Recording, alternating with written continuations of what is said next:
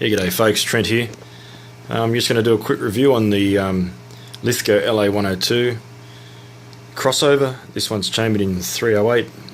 I picked it up yesterday. I haven't had an opportunity to take it to the range and fire it or run it in or anything, so just had a bit of a play around with it, and just going to give you my opinion on things or whatever else and go from there. But predominantly this review is going to be about the bolt.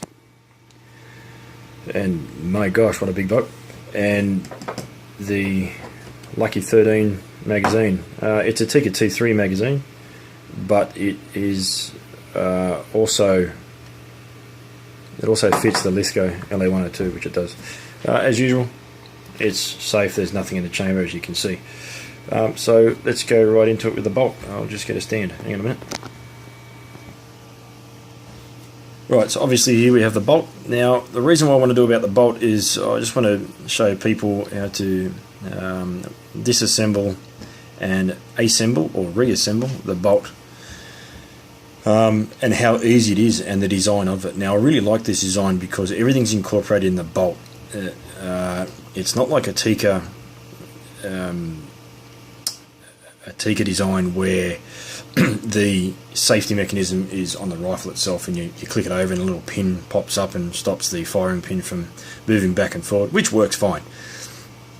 But this is all incorporated in the bolt here, in the bolt head. Now, I don't know how it works inside there, and I really don't care, but it's just amazing how, you know, the design behind it and the structure behind it. I mean, this thing's a tank. This thing is absolutely solid. It weighs a good I don't know how much it weighs, but it's bloody heavy. You know, you could really do some damage with this thing if you really wanted to. But everything in this is absolutely solid.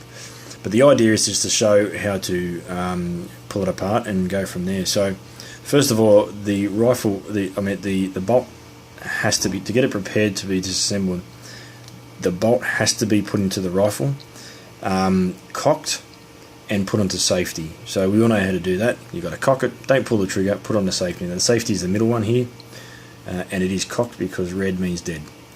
And you can see here that the firing pin is not protruding from the bolt housing, so it's cocked. So when you take it out of the rifle, you know, as usual, the little button on the left hand side there, as most rifles have in the world, little button behind here, you can see it moves that thing and you pull the bolt out. That's pretty simple and pretty basic.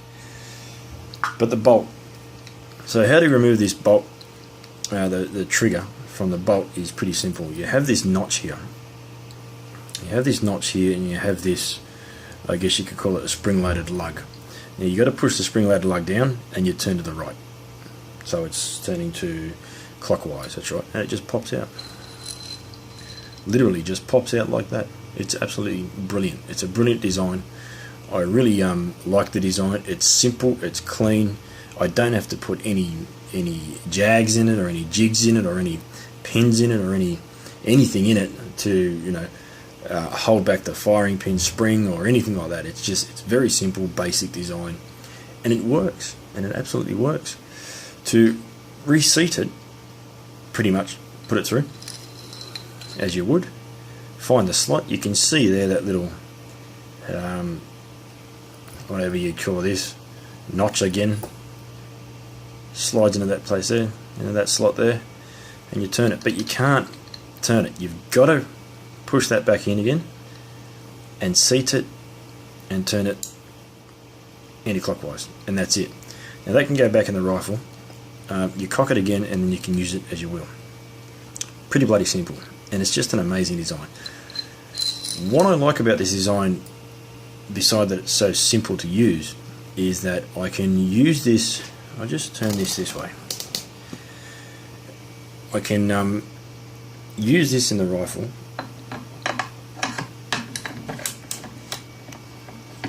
I can put, which I have done, I can put the magazine in and start cycling rounds through the chamber just to see how it works, see the tolerances and so on, and which I have done with the Lucky 13 magazine. So that's from the bolt. Now we get into the magazine.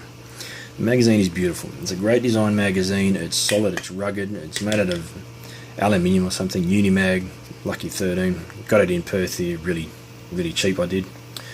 Got a really good deal on it. There is a problem, however, with this magazine and the Lithgow LA-102. The problem is this. This doesn't happen, by the way, with the Tikka. It only happens with the Lithgow. And I'll show you. When you put this magazine in and you lock it in place, you heard the click, it's locked in place. This tends to happen. You watch the back of it. See that rocking motion? Now what tends to happen, I found, just by playing with this last night, is the first 3 rounds, for some reason I don't know, but the first 3 rounds don't cycle properly. I believe what's happening is the bolt is coming over and picking up the first round, but as it's getting, the first round is getting to the front of the second round, the magazine somehow is tilting and it's not catching. So you can cycle that one, pull it back, but you can't cycle the second round because it's been pushed into what I believe is this position. I'll see if I can show you like this. It's been pushed into this position here because of the magazine, and the way it sits is forward. And so that 1.5 millimeters is stopping the bolt from grabbing that next round. That's the only thing I can think of. Under here, you should be able to see that. Under here, there's this line here. You can see this line here. That's not true and square with the chamber. Now that chamber there, sorry, not the chamber, the stock. My apologies, the stock. Now I've measured that stock. That's flat. So that should be sitting up a little bit more at the back. Now, if you look at this magazine, at the back here, you can see these curved edges. I'll see if I can get on the camera. I'm a bit out of focus here.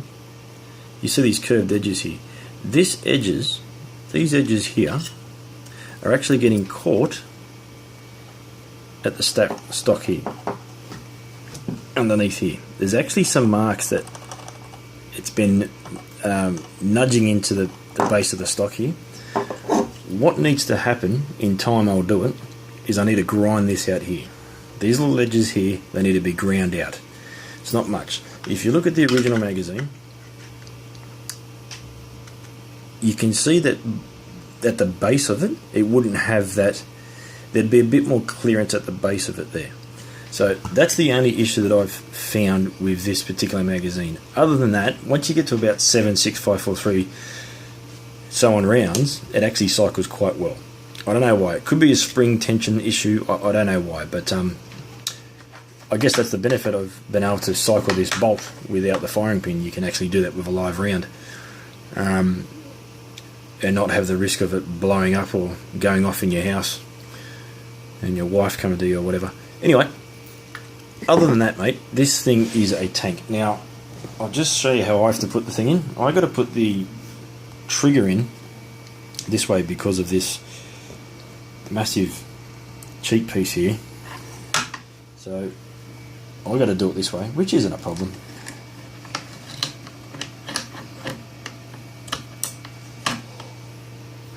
So there we go. Cycled in. That's it, ready to fire.